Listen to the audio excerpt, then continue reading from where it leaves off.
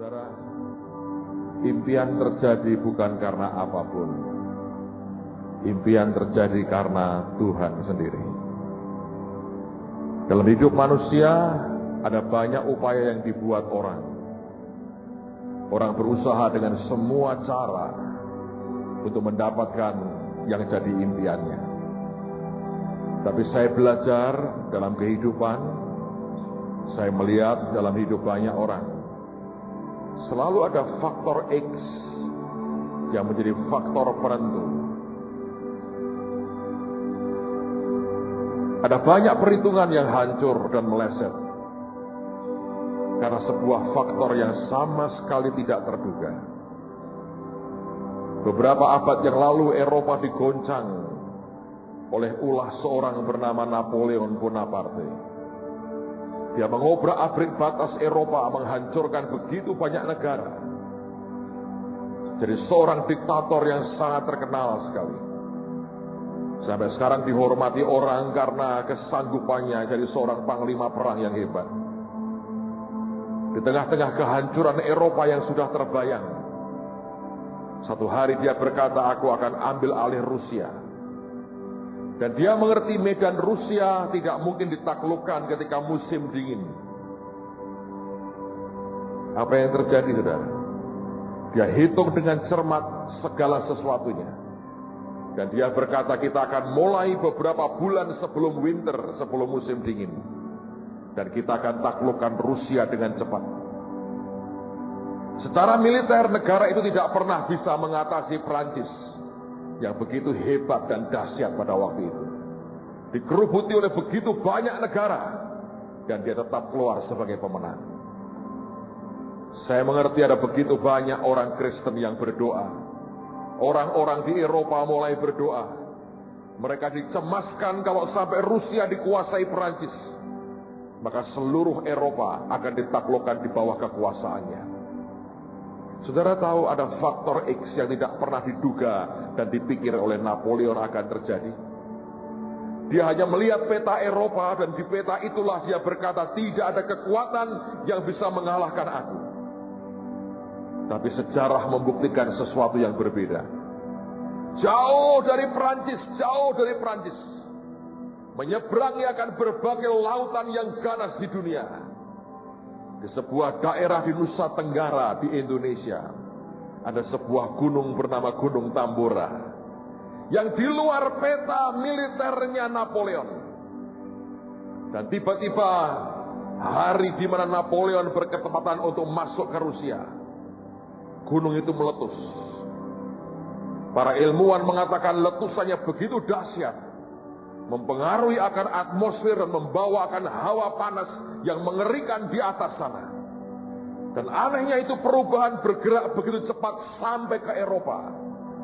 Nah, Anda tahu akibatnya, musim dingin di Eropa maju sekian bulan dari yang biasanya terjadi.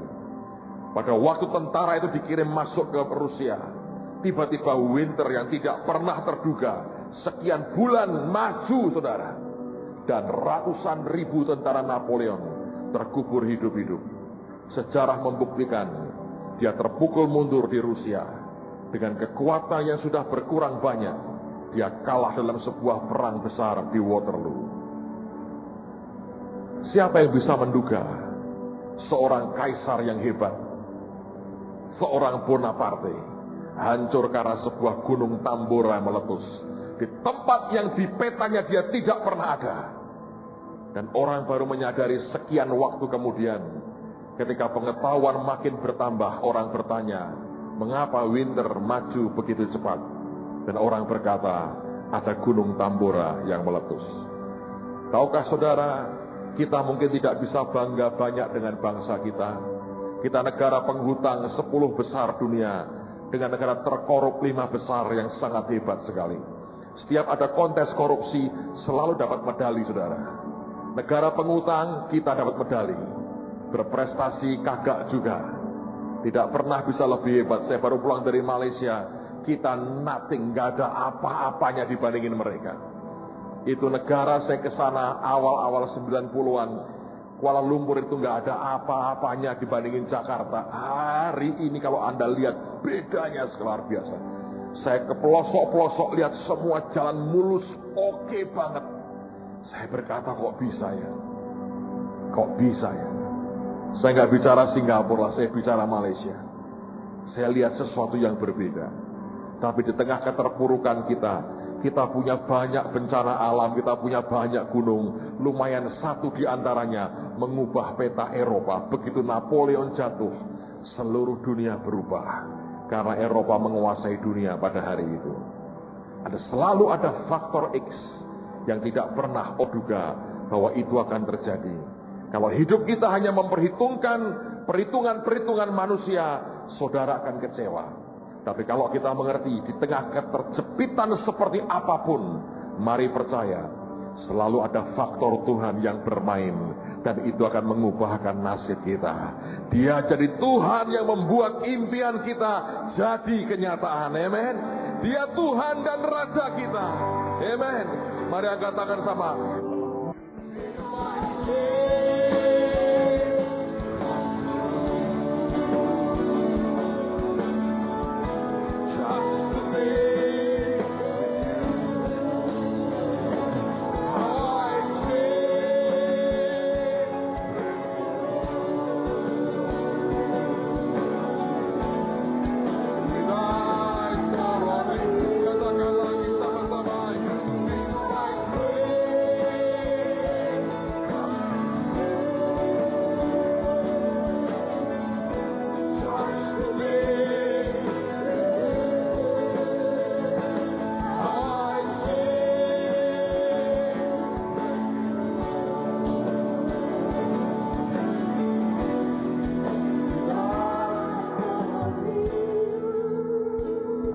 Kami satukan iman kami berkata, aku percaya.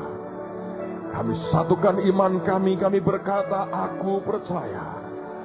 Tidak ada yang terlalu sukar bagimu Tuhan. Tidak ada yang terlalu sukar bagimu.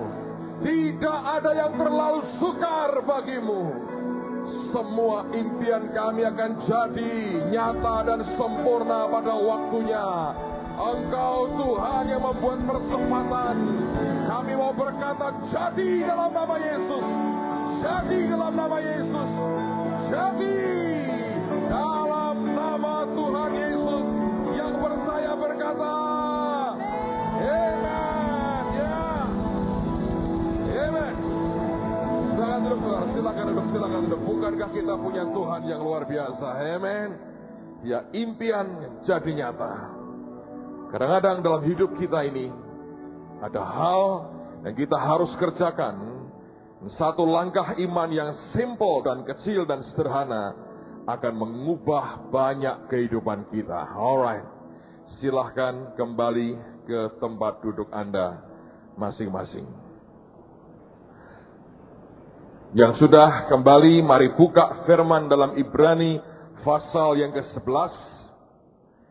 Surat atau kitab Ibrani pasal yang ke-11 ayat yang ke-23 sampai dengan ayat yang ke-29. Ibrani pasal yang ke-11 ayat 23 sampai dengan ayat yang ke-29 dari Ibrani pasal yang ke-11. Nah, kita berkata demikian. Ibrani 11, lihat pada ayat yang ke-23.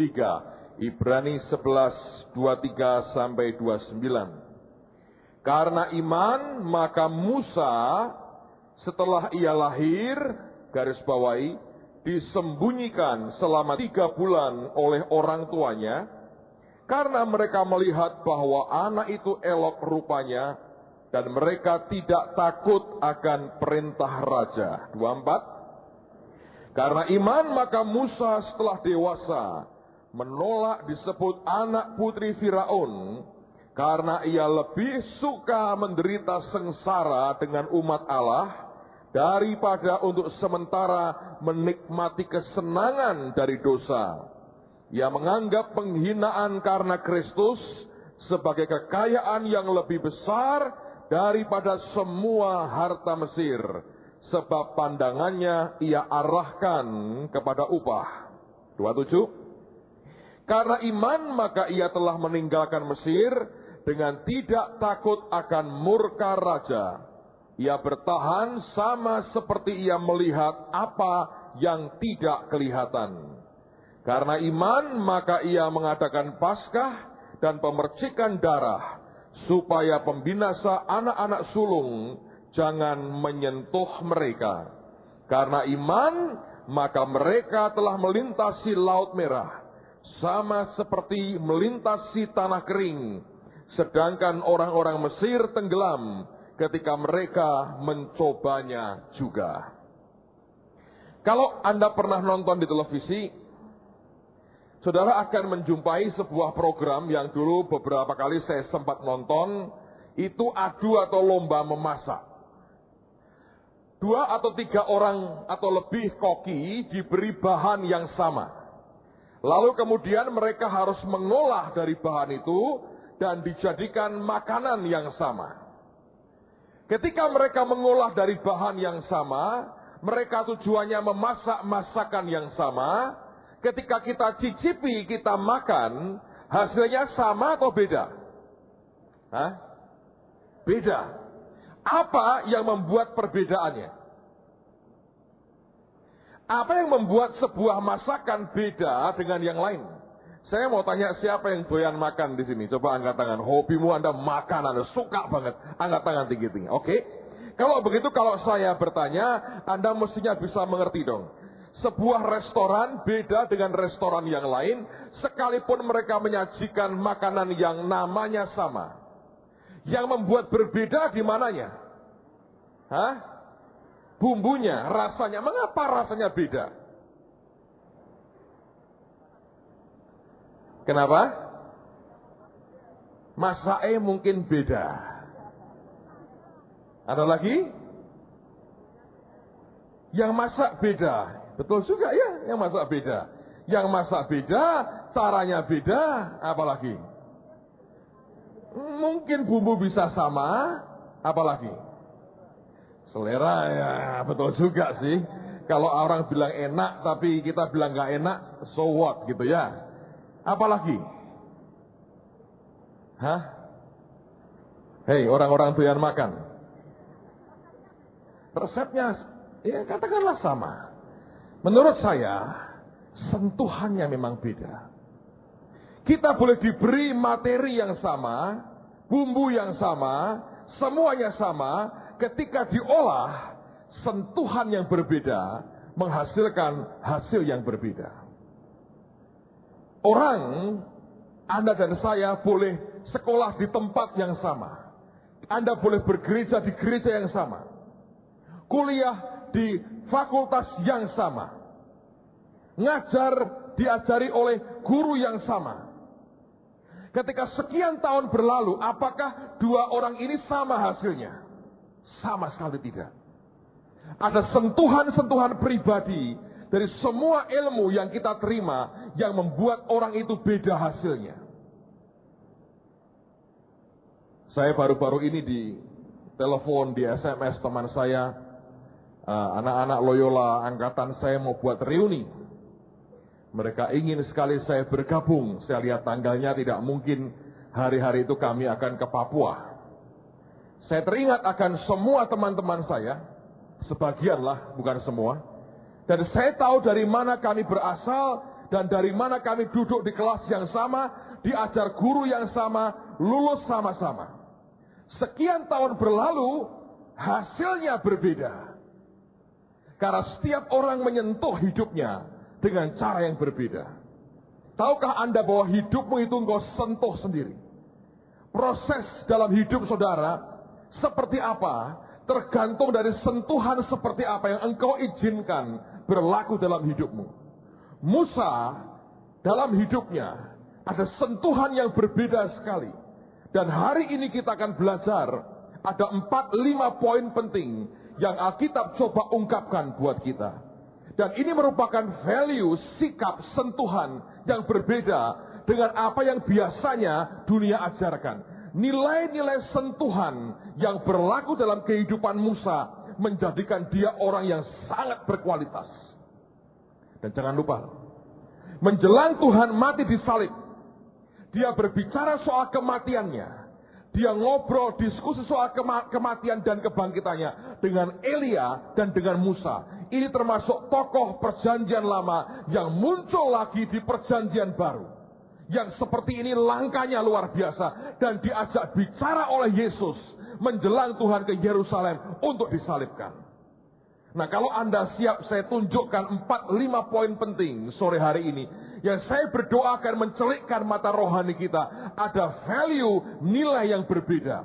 Nah, di sini Anda harus mengerti, kalau orang tahan dengan nilai surgawi seperti ini, hidupmu akan luar biasa. Yang pertama, Alkitab berkata karena iman, maka Musa disembunyikan. Anda garis bawahi kata disembunyikan. Alasannya, dia seorang bayi yang elok, yang cakep, yang oke banget. Nah, dua kata ini sekarang ini berbeda sekali. Orang kalau oke, kalau cakep, merasa keren, dia akan tampilkan akan kehebatannya. Ya kan? Orang kalau merasa pinter, dia akan tampilkan kepintarannya.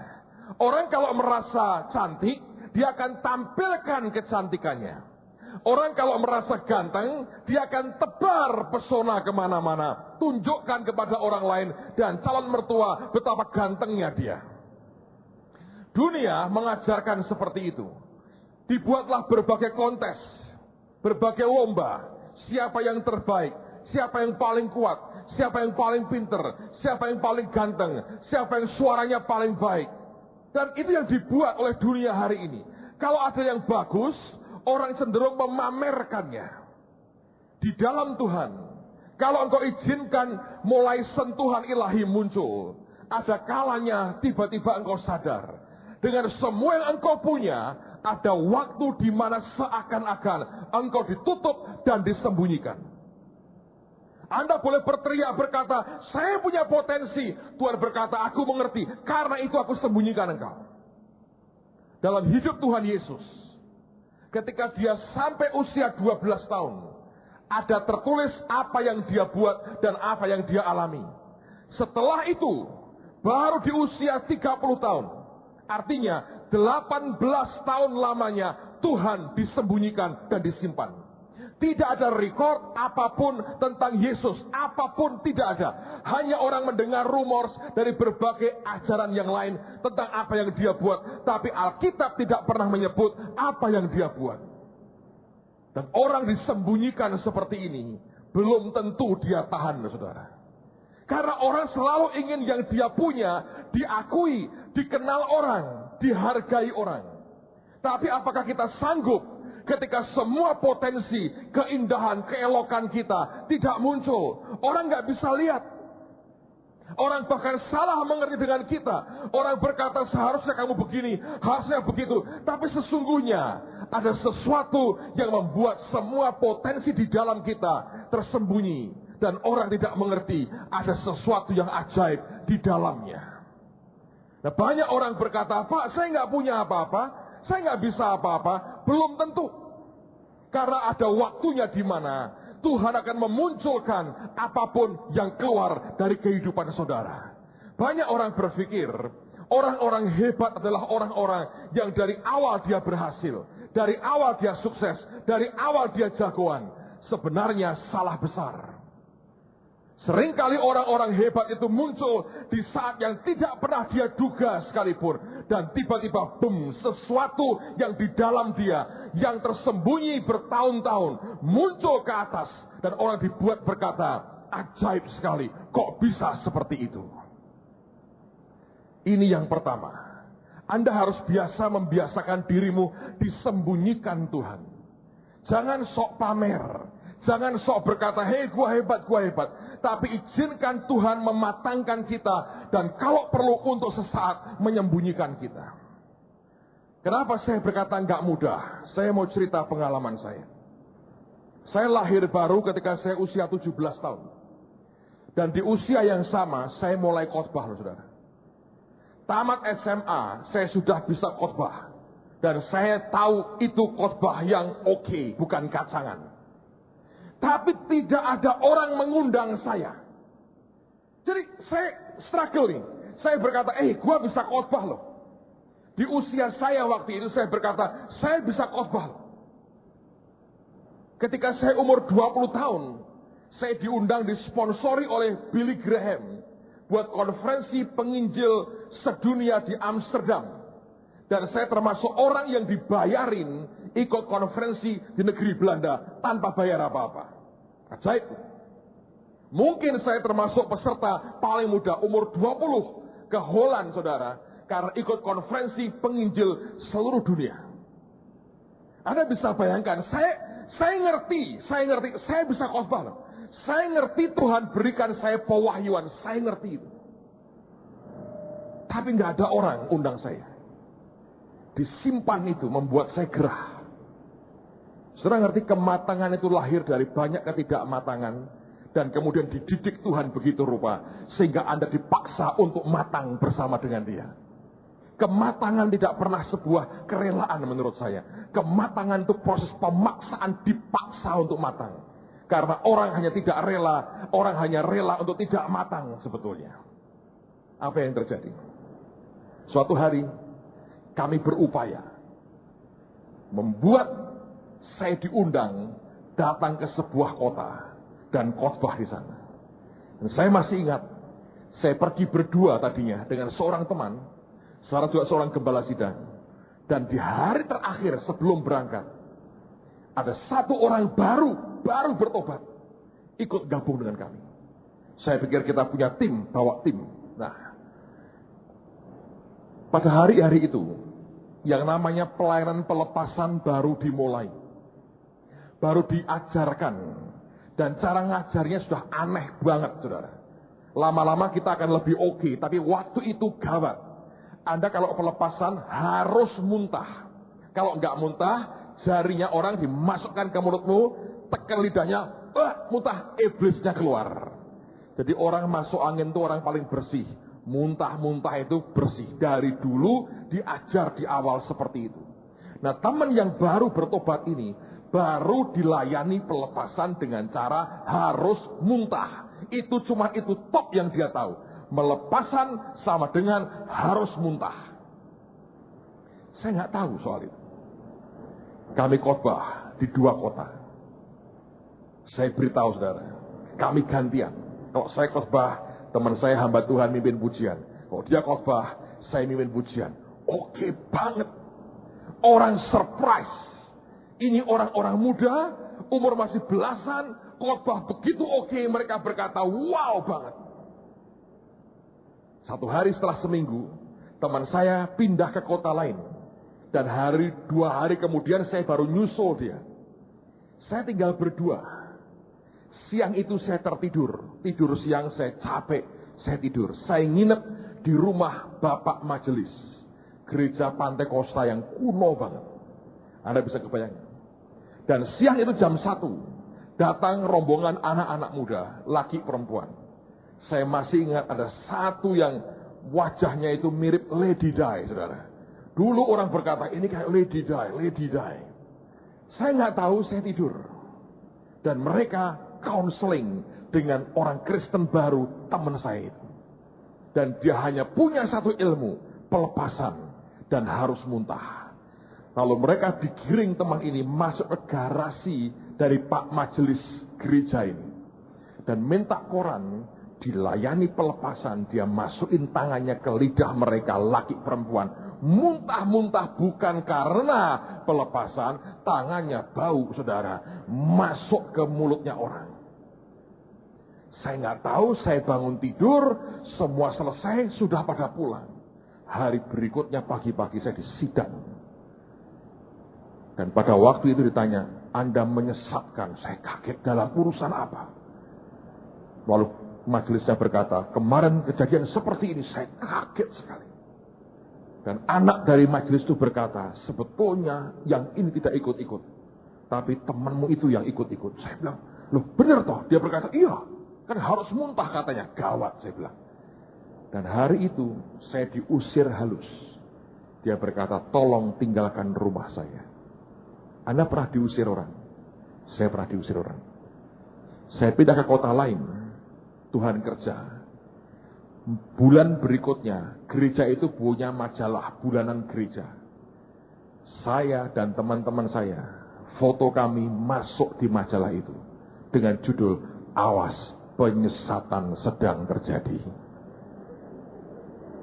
Anda pernah dicap sesat? Saya sudah biasa. Rada kebal soal itu, saudara. Dan saya baca lemes sekali. Dan Tuhan berkata, salah siapa muncul sebelum waktunya. Disembunyikan kalau Anda merasa punya potensi. Itu mengerikan, saudara.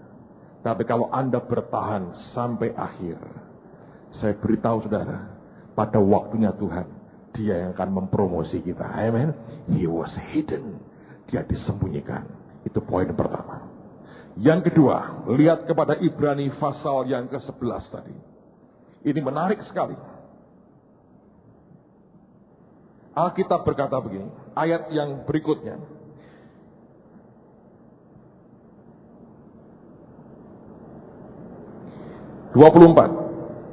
Karena iman maka Musa setelah dewasa menolak disebut anak putri Firaun. Dia berkata, karena ia lebih suka menderita sengsara dengan siapa? Umat Allah. Bahasa Inggrisnya, choosing rather to suffer affliction with the people of God. Dia memilih untuk lebih baik ikut menderita bersama dengan umat Tuhan. Dia mengidentikan dirinya dengan mereka yang menderita.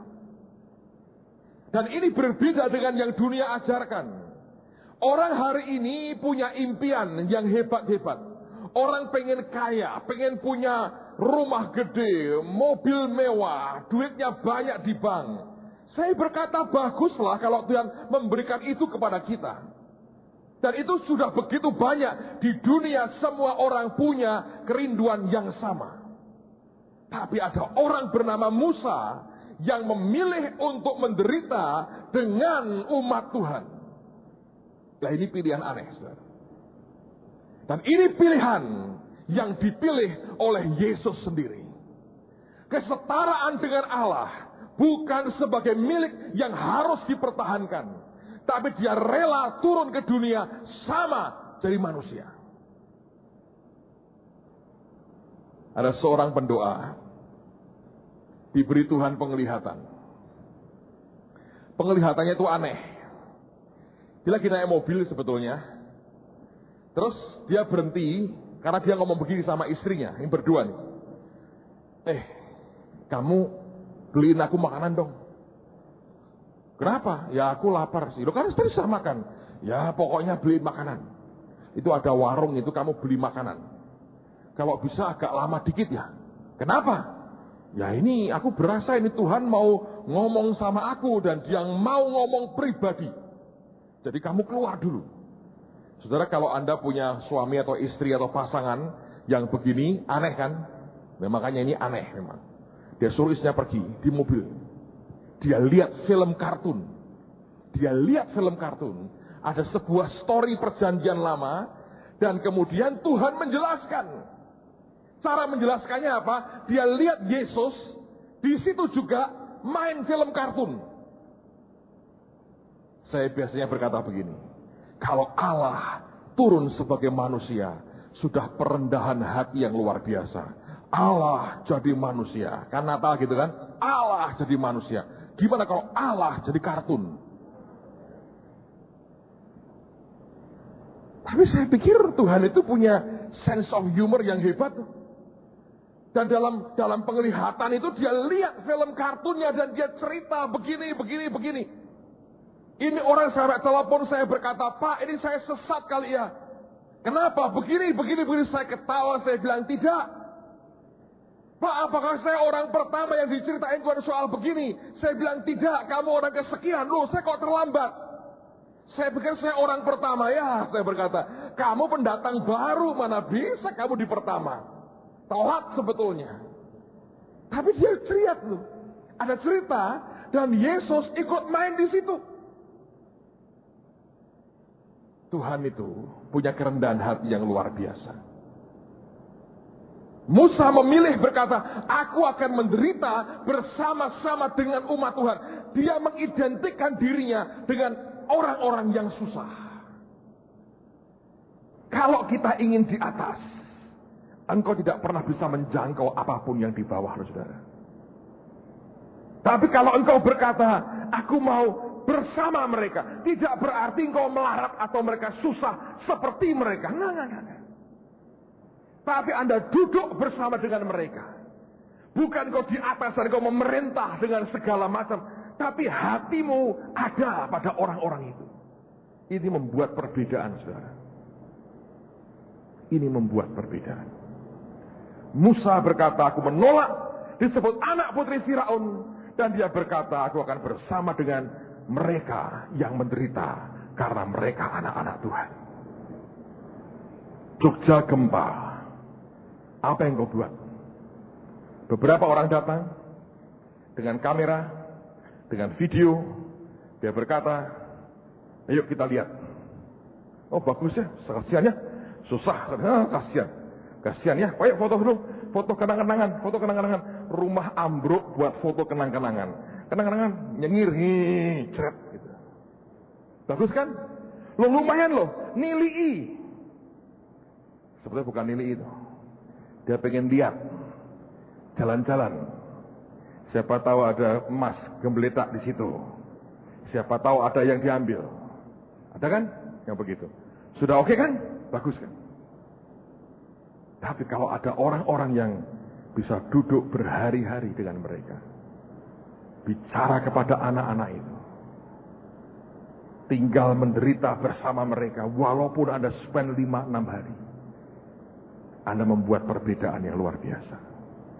Sentuhan-sentuhan seperti itu, saudara, yang membuat seseorang itu berbeda. Sentuhan-sentuhan seperti itu yang membuat tiba-tiba semuanya berubah. Musa memilih untuk berkata, aku mau dengan mereka. Bangsa ini sedang digoncang begitu banyak masalah. Dan banyak pendoa berkata, ini bukan yang terakhir. Akan kelak muncul lagi. Dan mungkin akan makin tambah gede korbannya. Saya berdoa kita jadi umat Tuhan. Yang bukan hanya menonton, melihat, berkata, kasihan. Tapi kita berkata, aku mau duduk dengan kamu. Dan ikut sama-sama merasakan yang engkau rasakan. Seandainya bisa begitu anak-anak Tuhan. Luar biasa. Yang di atas harus turun ke bawah. Supaya dia bisa membuat yang di bawah naik ke atas.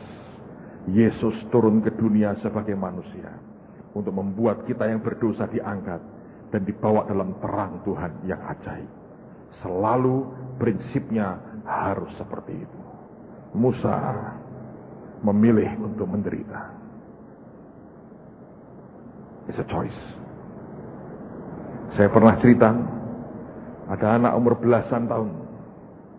Ditawari Tuhan minum cawan yang diminum Yesus. Ada banyak cawan, saudara. Di Getsemani Tuhan minum cawan. Di atas kayu salib dia juga minum cawan. Yudas juga minum cawan. Setiap orang minum cawan. Dan kalau Anda berpikir engkau minum cawan sama dengan Yesus, belum tentu sih. Tapi ada anak umur belasan tahun ditawari cawan itu. Tanpa dia ngerti banyak, dia minum cawan itu. Sepanjang hidupnya, dia harus melihat dan mengalami penderitaan demi penderitaan yang mengerikan sekali. Tapi Tuhan berikan kekuatan yang berbeda. Saudara sekalian, dalam hidup kita ya, kalau Anda perhatikan, apapun sebetulnya, jangan pernah berkata, aku ada di sini dengan tujuan, aku mau jadi kaya, aku mau jadi hebat. Kalau hatimu bisa ada dengan mereka yang terpuruk, engkau hanya duduk mungkin sebentar dengan mereka. Just feel it, Anda bisa merasakan yang berbeda di sini. Itu akan membuat perbedaan yang luar biasa. Setiap kali ada hal yang kita bisa buat, menyentuh hidup orang lain, itu membawa perubahan yang luar biasa. Pak Victor sudah mulai melayani para pemulung di kota ini. Saya kaget sekali. 2 hari yang lalu dia telepon saya, dan dia beritahu bahwa sudah 250 pemulung yang dilayani. Jumat nanti jam 6 sore akan dibuat KKR di gereja lama. Doain saudara, supaya banyak orang-orang seperti itu yang disentuh. Bagi dia bisa pilih berbeda. Dia bisa berkata, saya mau jadi pendeta besar, saya mau punya mobil, punya rumah sendiri. Tapi ketika dia mulai berkata, ada orang-orang susah di sekitar kita. Kalau kita ulurkan tangan kita, sentuhannya akan berbeda. Anda akan melihat sesuatu yang berbeda. Anda bisa di Jogja sebagai turis. Anda bisa lihat-lihat, terharu sebentar, kasihan, Anda makan gudeg, pulang, dan semuanya lupa. Tapi kalau engkau berkata, aku mau duduk dengan mereka, itu membuat perbedaan yang luar biasa. Amen, saudara. Itu membuat perbedaan dalam kehidupan kita. Coba lihat sekitarmu. Lihat di kelas, di kampus Anda masing-masing. Berapa banyak orang susah yang tiap kali datang dengan air mata. Berapa banyak. Saya lihat ketika beberapa orang maju, begitu banyak Anda maju ke depan dengan air mata. Untuk sebuah impian pun Anda bisa berani berkata, ada air mata yang dicurahkan. Bagaimana dengan penderitaan yang di mana-mana terjadi? Ada sebagian orang yang tidak peduli dengan itu, yang dipikirkan perasaannya. Kalau saya beritahu saudara ya, kalau terus perasaanmu, harga dirimu yang nomor 1, engkau akan memilih tidak seperti yang dipilih oleh Musa. Sentuhannya akan berbeda, hasil akhirnya tidak akan sama. Yang ketiga, ini luar biasa. Ayat yang ke-27. Karena iman maka ia telah meninggalkan Mesir dengan tidak takut akan murka raja. Ia bertahan sama seperti ia melihat bukan apa, tapi dia Tuhan yang tidak kelihatan. Dia bertahan, endured, as seeing him who is invisible. Dia bertahan. Yang ketiga yang mempengaruhi hidup kita adalah daya tahan kita. Saya mau ngomong dari hati ke hati lah dengan saudara. Saya nggak pengen khotbah sih malam ini sebetulnya. Tapi saya mau ngomong dari hati ke hati.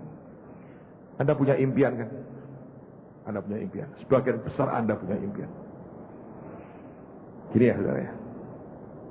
Siapa yang kenal cerita Yusuf? Angkat tangan. Yusuf yang dibuang ke Mesir, dijual. Yusuf itu 13 tahun. Mengalami dari dibuang, dijual saudaranya. Sampai naik jadi raja muda di Mesir. 13 tahun.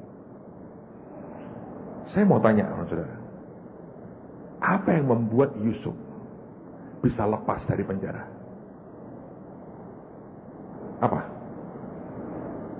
Apa yang membuat Yusuf lepas dari penjara?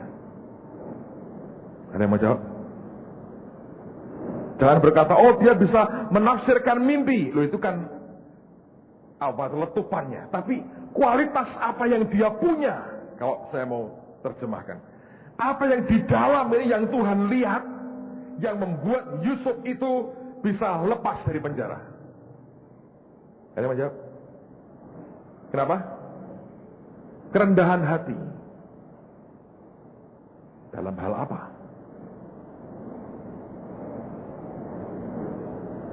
Sabar. Sabar apanya? Penderita. Apa punya pilihan? Di penjara kan bukan pilihannya dia. Daya tahan terhadap apa? Penderitaan. Kan banyak orang juga tahan. Percaya pada Tuhan, saya juga percaya, Anda juga percaya, nggak jadi raja tuh. Gini ya saudara, ngomong dari hati ke hati ya. Dengerin saya baik-baik. Banyak orang berteori tuh. Lalu sekarang saya mau tanya, kenapa kok harus di penjara? Ayo. Apa dia kurang kudus? Justru karena kudusnya di penjara. Apa dia kurang saleh? Harusnya kan sekolah Alkitab dong untuk saleh. Bukan di penjara kumpul sama para penjahat. Dengerin. Ini Anda harus tahu. Ada banyak orang kadang-kadang bertanya, Pak, kapan waktunya? Caranya bagaimana? Betul sih. Ada seringkali syarat yang harus dibuat. Tapi Mazmur berkata, sampai genap waktunya. Dan dia dilepas dari penjara. Saudara boleh sudah begitu heboh rohanimu. Sudah begitu oke banget. Kalau waktunya belum tiba, nggak lepas juga. Anda boleh sudah begitu oke banget. Urapan hebat. Ketajaman oke. Karakter, aduh. Mikael, Gabriel pun minder. Kesalehan, kekudusan, Roh Kudus berkata, 2 thumbs, 2 jempol, oke. Tapi kalau waktunya belum, nggak bisa tuh. Timing. Nah, untuk bisa begitu, daya tahan. Dan jujur saya berkata, itu berat. Kadang-kadang begini, saudara. Anda tes di sekolah ya, 2 jam. Ada guru yang begini, sebelum bel jangan tinggalkan kelas. Nah, Anda jenius. Sejam selesai semua. Itu sudah Anda periksa 3 kali. Yakin ini jawabannya oke. Anda berkata minimal 8 ke atas lah nilai gua. Mau keluar nih, gak boleh. Yang keluar dikurangi separuh nilainya. Nah, siapa yang mau? So, Anda mesti ngapain? Nunggu apa? Bel. Tujuannya apa? Ya bel. Dengan Tuhan itu ada timing. Saya mau beri gambaran lah supaya Anda mengerti. Pak, itu kan aneh, Pak. Itu kan nyeleneh. Itu kan Tuhan yang cari perkara. Bukan. Tuhan yang ngerti aturan. Saya beri contoh begini. Katakanlah nanti bulan Desember kita buat drama. Drama tentang Ahasiweros, Wasti, dan Esther. Oh, hebat kan, saudara? Kita buat drama. Ini Ahasiwerosnya. Dia pakai, kamu sudah pakai itu jubah ungu kayak raja tuh. Bagus banget. Tambah ganteng. So, sekarang begini. Di belakang layar, sebelum acara dimulai, semua sudah dandan. Betul nggak? Di make up, bagus banget. Raja sudah, Ratu Wasti sudah, Esther juga sudah muncul. Jam 7 acara akan dimulai. Panggungnya akan dimulai, lightingnya, musiknya, semua siap. Jam 7 tepat. Tiba-tiba Ratu Esther atau si Esther ini dandannya sudah siap. Dia berkata, aku nunggu apa? Aku sudah siap. Ya, belum waktunya. Untuk apa nunggu waktunya? Ya, cari-cari perkara. Loh, ini baru jam 7 kurang 1/4. Tapi aku sudah siap. Dia keluar sendiri, dia nongol. Halo pemirsa, apa kabar? Orang berkata, wong edan ini. Betul gak? Hidup ini, kata Ahmad Albar, panggung sandiwara. Dan menurut saya benar. Tuhan itu sutradara yang hebat banget. Dia atur semuanya. Siapa yang percaya semua dikontrol Tuhan? Angkat tangan tinggi-tinggi. Jadi artinya dia sutradara yang paling hebat. Anda boleh siap tegang mules di belakang. Kalau belum waktunya, jangan muncul mengacaukan acara. Atau misalnya, tiba-tiba Raja sedang marah dengan Ratu Wasti. Esther yang muncul, Raja, gantian sama saya dong. Raja berkata, ini gimana? Orang teriak, lo kok lain? Karena muncul belum waktunya. Anda bukan pemain yang bagus loh. Anda sedang mengacau sebuah drama yang Tuhan set dalam kehidupan kita. Sejujurnya ya, pada saat penantian, itu saat yang paling berat. Orang bisa begitu frustrasi karena sebuah penantian. Tapi Tuhan berkata, aku ini sutradaranya. Ini panggung sandiwara. Ada orang seperti pemain Esther berkata, Pokoknya dari awal gue mau pakai mahkota. Gue mau pakai pakaian ratu. Itu sutradara berkata, oke, boleh muncul. Tapi begitu muncul dipenggal kepalamu. Karena acaranya nggak boleh begitu. Harus muncul pertama pakaian biasa. Jangan norak banget. Nah kita ini seringkali dari ekstrak ke bacot. Harusnya pakai pakaian sederhana, dikontes dulu oleh yang lain. Nggak tahan. Pakaian ratu dipakai muncul. Akhirnya sutradara berkata, oke ganti acara, dibisikin Ahasveros. Nanti dia kalau wong edan nggak pakaian ratu muncul, pateni ya katanya. Selesai. Dan muncullah, ini belum waktunya pakai pakaian ratu. Raja berkata, orang gila ini, nyamak dari ratu, penggal kepalanya, bem, selesai. Game over. Saya ngerti nggak sih soal bertahan? Seperti melihat dia yang tidak kelihatan. Siapa dia itu? Sutradara. Loh kok saya bagiannya nggak muncul-muncul? Enggak sih, Anda pernah lihat wayang orang? Itu di tengah-tengah ada goro-goro, Petro, Semar, Gareng, Bagong. Itu muncul jam 12 malam.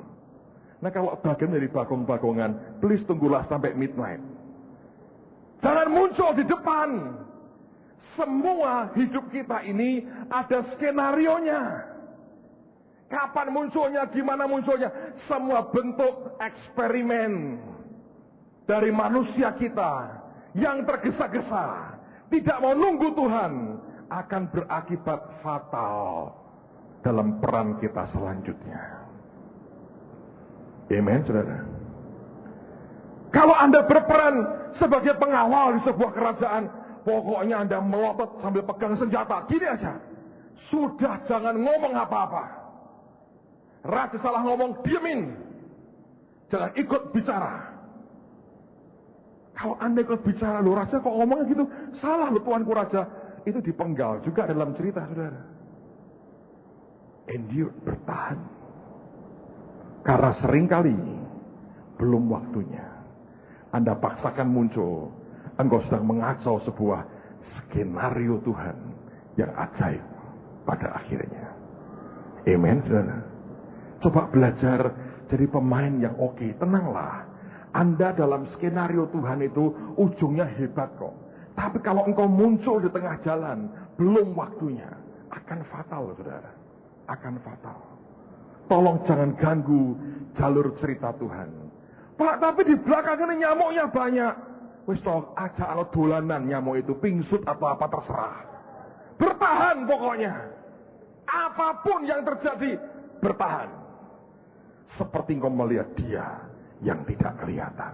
Di sebuah gereja pada malam Paskah, dibuat drama Paskah tentang penyalipan Yesus. The Passion, kira-kira begitu. Nah, caranya main adalah pemainnya hanya tidak ngomong, hanya lip sync, hanya buka-buka mulut tapi nggak bersuara. Di belakang itu ada orang-orang pengisi suara. Jadi apapun yang terjadi di panggung, di belakang itu ada orang yang ngisi suara. Semua diatur, si A menyuarakan suara Yudas. Kenapa? Suara paling jelek Yudas lah ini. Yang suaranya bariton gede, ini Imam Kayafas. Gitu.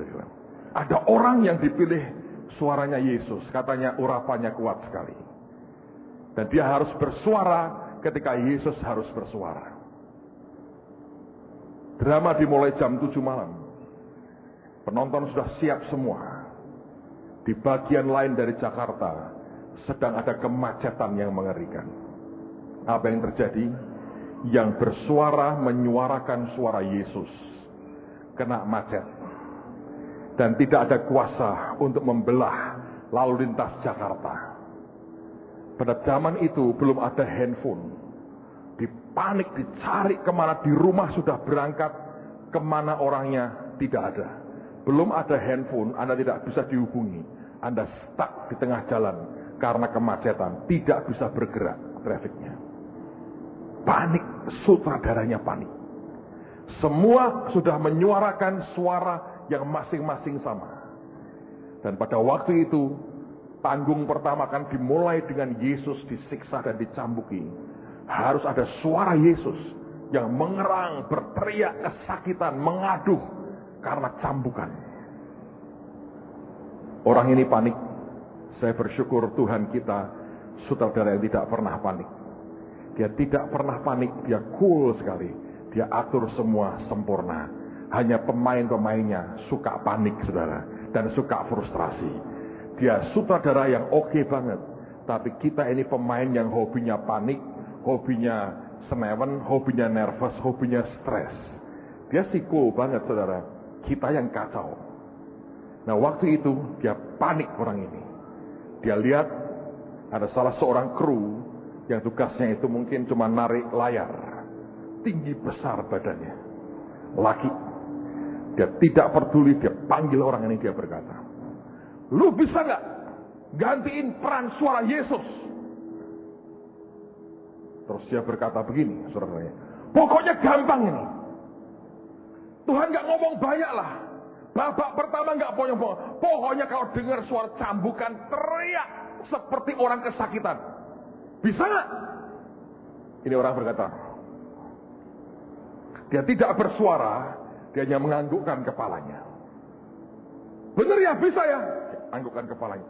"Pokoknya teriak yang kenceng kesakitan. Bisa nggak?" Tarik, taruh di mic. Pokoknya begitu dengar cambukan, dar, kamu teriak, jerit pokoknya. Buat semua penonton tercekam. Buat mereka mengerti sakit penderitaan Tuhan buat kita. Siap nggak? Dia hanya menganggukkan kepalanya. Dan mulailah drama dimulai. Drama dimulai dengan beberapa pemain di depan. Semua lancar, oke banget. Dan musiknya mendukung, semua penonton tercekam. Beberapa terharu melihat Yesus diseret, dicemooh, dan diludahi, dipukuli. Mereka mulai menitikkan air mata. Terharu luar biasa. Jadi pemain Anda harus main dengan bagus. Anda tampil di depan atau Anda suara di belakang. Peranmu spesial, tidak bisa digantikan orang lain seringkali. Tapi ini orang harus berperan mendadak. Dan tiba waktunya Tuhan dicambuki dan dipukuli.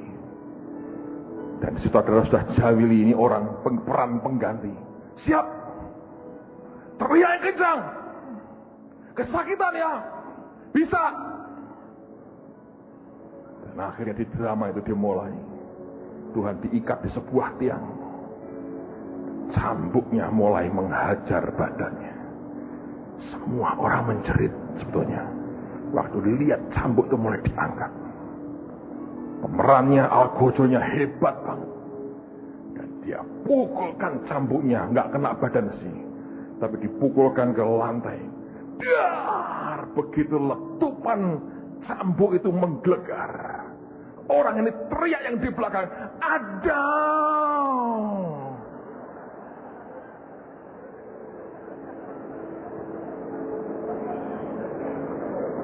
Memang gede sih. Tapi dia teriaknya begitu. Pernahkah Anda terbayang Yesus berkata, "Ada, jangan begitu dong. Sakit, Bo," katanya. Bisa Anda mikir begitu? Saya nggak ngarang, saudara. Tadi sungguhan terjadi, saudara.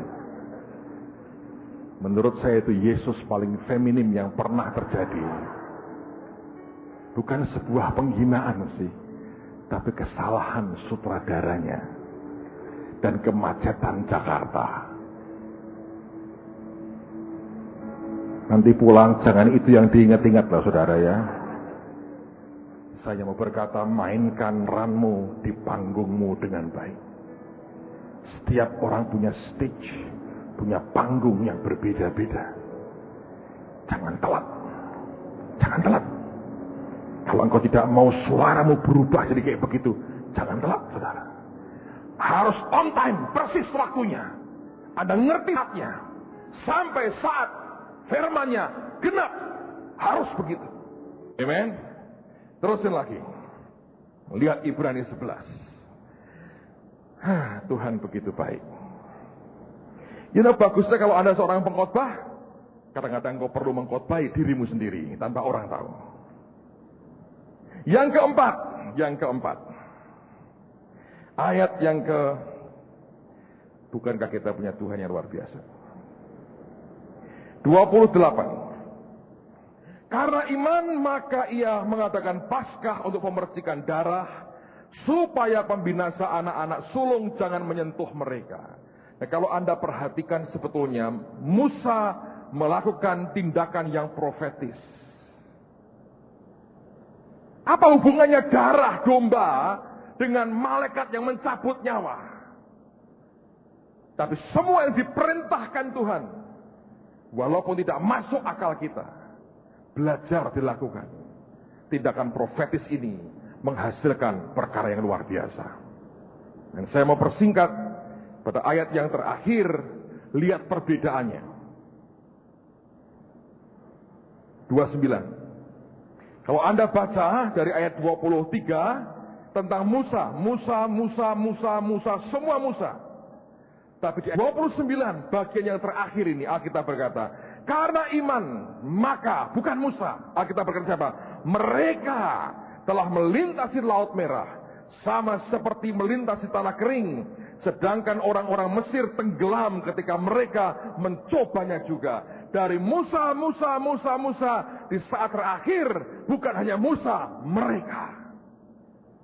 Kalau saudara punya value seperti yang Musa punya, dalam hidup engkau akan punya pengaruh begitu besar terhadap banyak orang. Kalau engkau di depan menyeberangi Laut Merah, di belakang akan ada begitu banyak orang yang menyeberang bersama dengan saudara. Kalau engkau jadi rohani hari ini, bukan untuk dirimu sendiri, saudara. Itu kelak buat keturunanmu dan orang-orang sekitarmu. Kalau engkau sungguh-sungguh di depan Tuhan, saya beritahu saudara, itu bukan untuk kepentinganmu seorang, tapi ada begitu banyak orang di sekitar kita yang akan kena impactnya dan pengaruhnya di dalam kehidupan kita. Saya berdoa, value, nilai seperti ini tidak akan pernah pudar dalam hidup kita. Amen. Tutup Alkitab saudara, tutup Alkitabmu. Mari berdiri sama-sama. Haleluya. Mari berdiri sama-sama. So ingat ya, jadi pemain yang baik. Please, jadi pemain yang baik. Jadi pemain yang baik. Thank you Lord. Thank you Lord.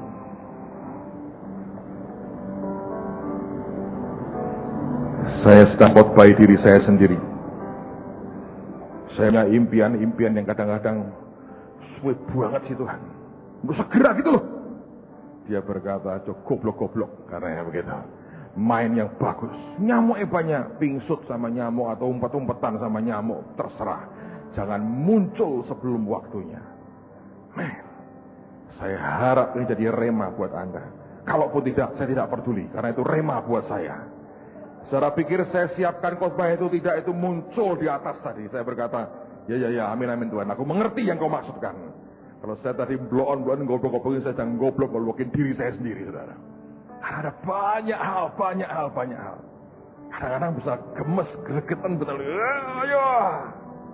Dia berkata, ojo goblok. Sabar. Main yang enak.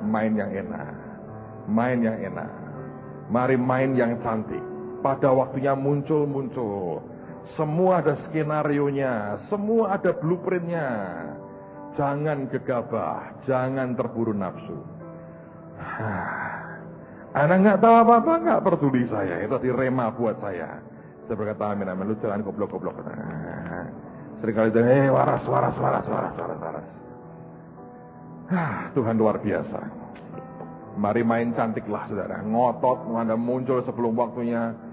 Bahasa Jawa enak, bertingkrangan garap PDW, sudah lucu sama sekali. Tidak lucu sama sekali. Angkat tangan sama-sama.